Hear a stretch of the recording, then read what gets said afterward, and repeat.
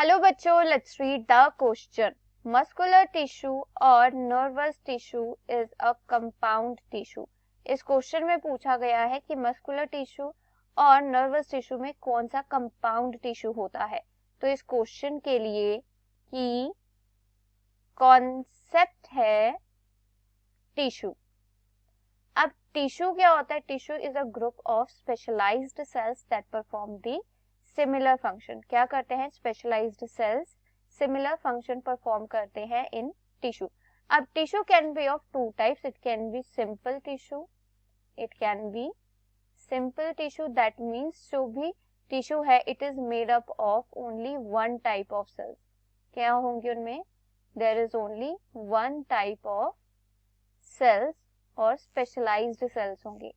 And second type is the compound tissue. Compound tissue, और जैसे हम कॉम्प्लेक्स टिश्यू भी कह सकते हैं। इनमें क्या होता है? There is more than one type of specialized cells are present.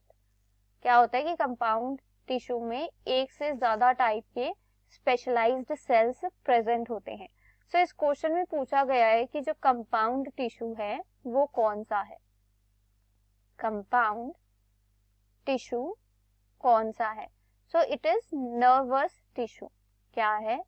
It is the nervous tissue. Nervous tissue is an example of compound tissue, क्योंकि नर्वस टिश्यू में there is two types of sales.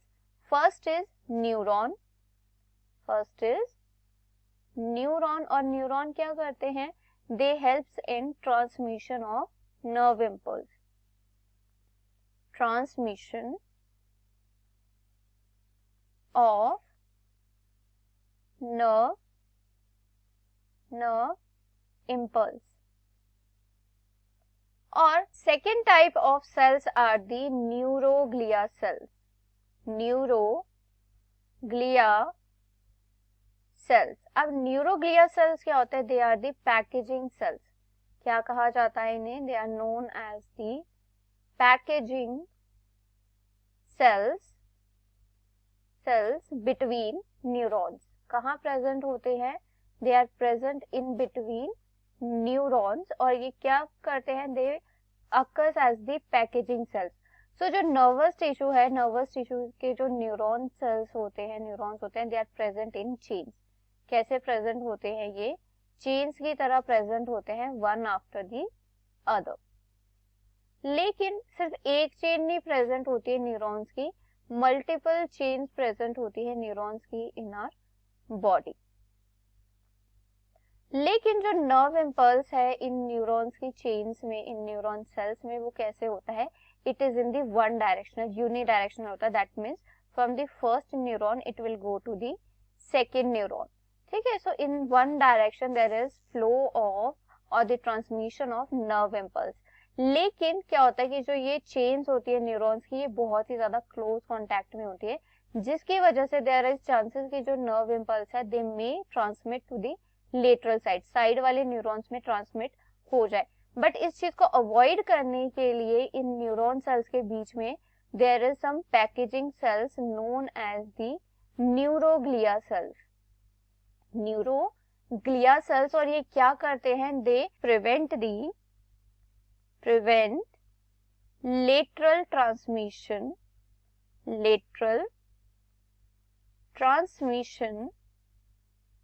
Of nerve impulse के lateral transmission को prevent करते हैं neuroglia cells. So in this case जो compound tissue है that is nervous tissue, यहाँ पे कितने टाइप के सेल्स हैं? टू टाइप्स के। First is neuron and second is neuroglia cells. If we talk about the muscular tissue, so muscular tissue भी it is of three types. तो muscular tissue में हमारे पास कौन कौन से टिश्यूज होते हैं? Smooth muscular tissue, striated muscular tissue and cardiac muscular tissue.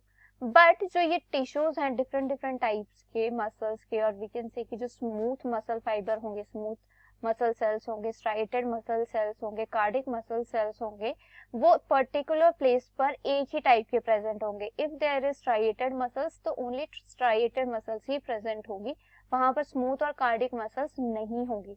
सो इस तरह से यहाँ पर क्या है, एट अ टाइम सिर्फ एक ही टाइप के सेल्स प्रेजेंट है. So this is a type of simple tissue. But जो नर्वस टिश्यू है वहां पर क्या है कि जहां पर न्यूरॉन्स प्रेजेंट होंगे वहां पर न्यूरोग्लिया सेल्स भी प्रेजेंट होंगे. So this is an example of compound tissue. So for this question, the final answer is nervous tissue is a compound tissue. I hope you understood it well. Best of luck. Thank you.